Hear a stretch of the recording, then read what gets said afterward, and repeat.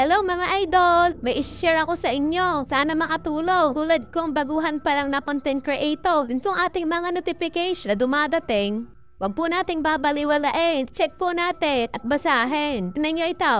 Ayan po, may example po tayo. Nandito po tayo sa home at may notification po. Pipindutin po natin yung may bilog at may arrow para madali po maintindihan.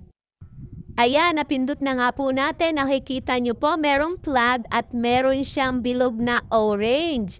I-click po natin yan.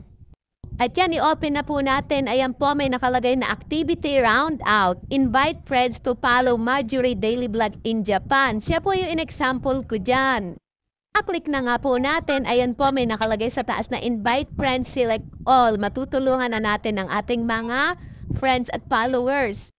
At magse-select nga pala ako dito para matulungan ko si Mallory's Daily Vlog in Japan. Siya po isang top fans ko. Ayan po, sana po ay nakatulong. Doon nga pala po siya nag-request na invite to follow ko daw siya. Opo, wag po kayong mag-alala. Hindi lang po pwedeng sunod-sunod dahil tayo magkaka-violation. Giingat po tayo sa mga violation. Sana po ay kayo rin. Mag-ingat din po kayo sa mga violation. Maraming salamat. Enjoy po natin ang pag-upload.